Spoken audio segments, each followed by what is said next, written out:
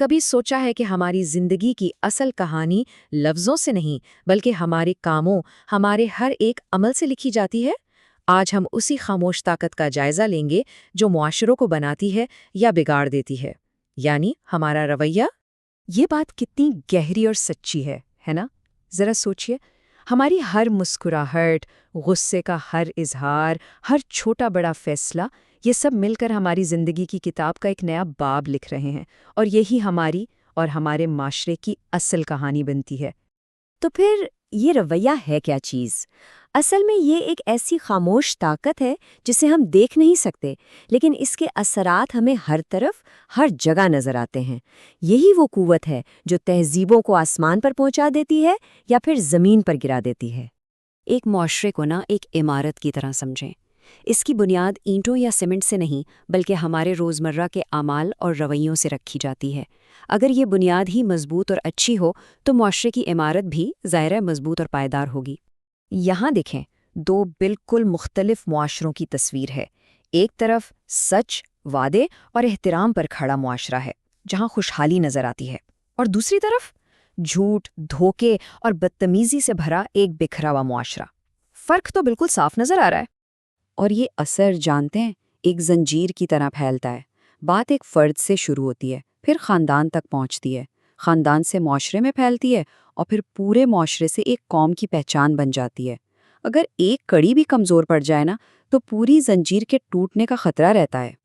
تو سوال یہ ہے کہ یہ سب کچھ شروع کہاں سے ہوتا ہے؟ ہمارے رویوں کی جڑیں آخر کہاں ہوتی ہیں؟ جواب بہت سادہ ہے، گھر میں۔ جی ہاں، گھر ہی وہ پہلا اسکول، وہ پہلا مدرسہ ہے جہاں ہمارے کردار کی پہلی اینٹ رکھی جاتی ہے۔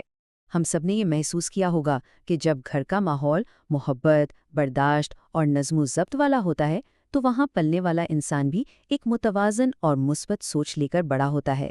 وہیں سے تو ہم بڑوں کا احترام اور چھوٹوں سے شفقت کرنا سیکھتے ہیں۔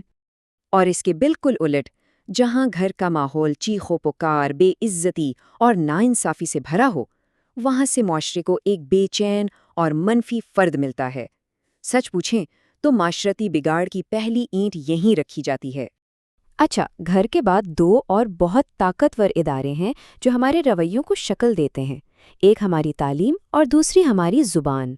چلیں دیکھتے ہیں کہ یہ کیسے اپنا کردار ادا کرتے ہیں۔ دیکھیں، اسکول اور کالج صرف علم نہیں دیتے، وہ کردار بھی بناتے ہیں۔ ایک استاد صرف کتابی باتیں نہیں سکھاتا، بلکہ اپنے عمل سے، اپنے رویے سے، اپنا کردار بھی اپنے شاگردوں میں منتقل کرتا ہے۔ ایک اچھا استاد عزت دے کر ہی اپنے طلباء کو ایک مہذب شہری بناتا ہے۔ اور ہماری زبان، وہ تو ہمارے رویے کا بالکل آئینہ ہوتی ہے۔ نرم الفاظ دلوں کو جوڑ دیتے ہیں، جبکہ سخت لہجہ اچھے بھلے رشتے توڑ دیتا ہے۔ ہمارے الفاظ صرف آوازیں نہیں ہیں، وہ تو ہمارے احساسات کا لباس ہیں۔ ہمارے الفاظ یا تو دیواریں کھڑی کر سکتے ہیں یا پھر پل بنا سکتے ہیں۔ جب ہم کہتے ہیں آپ غلط ہیں تو ہم ایک دیوار کھڑی کر دیتے ہیں، لیکن جب ہم کہتے ہیں شاید ہم اسے ایک اور زاویے سے بھی دیکھ سکتے ہیں تو ہم ایک پل تعمیر کر رہے ہوتے ہیں، اور انتخاب ہمیشہ ہمارا اپنا ہوتا ہے۔ اور آج کے دور میں ہمارے رویوں کا سب سے بڑا امتحان کہاں ہوتا ہے؟ جی، سوشل میڈیا پر۔ یہ ایک نیا عوامی میدان ہے، ایک ایسی جگہ جہاں ہمارا ہر عمل، ہر لفظ، سب کچھ ریکارڈ ہو رہا ہے۔ سوشل میڈیا ایک دو دھاری تلوار کی طرح ہے۔ اگر ہم اسے احترام، ذمہ داری اور سچائی کے اصولوں کے ساتھ استعمال کریں تو یہ ایک بہت ہی مثبت ثقافت کو فروغ دے سکتا ہے، ورنہ یہ نفرت اور غلط فہمیوں کا ایک بہت بڑا مرکز بن جاتا ہے۔ تو یہ سب کچھ دیکھنے کے بعد ایک بہت بڑا سوال ذہن میں آتا ہے، ایک معاشرے کو اصل میں کون سی چیز چلاتی ہے؟ سخت سے سخت قوانین یا پھر لوگوں کے اپنے رویے؟ اور اس کا جواب بالکل واضح ہے۔ اصل طاقت رویوں میں ہے۔ اگر لوگ خود ہی ذمہ دار ہوں تو ٹریفک قوانین یا رشوت کے خلاف سخت سزاؤں کی ضرورت ہی بہت کم ہو جائے گی۔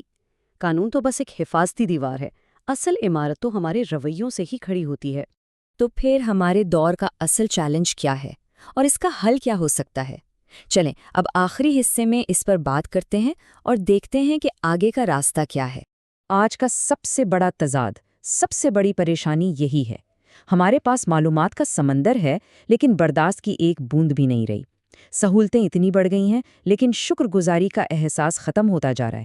یہ ایک بہت خطرناک عدم توازن ہے۔ تو اس مسئلے کا حل کیا ہے؟ بس 3 قدم ہیں۔ پہلا، شعور، یعنی یہ سمجھنا کہ ہمارا ہر عمل معاشرے پر اثر ڈالتا ہے۔ دوسرا، تربیت، یعنی گھر اور اسکول میں اچھے رویوں کی مشق کروانا۔ اور تیسرا اور سب سے اہم، خود ایک مثال بننا، کیونکہ عمل کی طاقت الفاظ سے کہیں زیادہ ہوتی ہے۔ اور یہ بات ہمیشہ یاد رکھنی چاہیے کہ بڑی تبدیلی ہمیشہ چھوٹے چھوٹے اقدامات سے شروع ہوتی ہے۔ ایک مسکراہٹ، ایک چھوٹی سی معافی، ایک سچ کا لمحہ، یہ بظاہر بہت معمولی چیزیں لگتی ہیں، لیکن یہی وہ بیج ہیں جن سے ایک بہتر معاشرے کا درخت اگتا ہے۔ اور یہی اس پوری گفتگو کا خلاصہ ہے۔ معاشرے کو بدلنے کے لیے کسی بڑے انقلاب کا انتظار کرنے کی ضرورت نہیں۔ اگر ہر فرد صرف اپنے رویے کو بہتر بنانے پر توجہ دے تو معاشرہ خود بخود قدم بقدم بہتر ہو جائے گا۔ تو اب سوال صرف یہ ہے کہ ہمارا اگلا عمل ہماری اجتماعی کہانی کا کون سا باب لکھے گا؟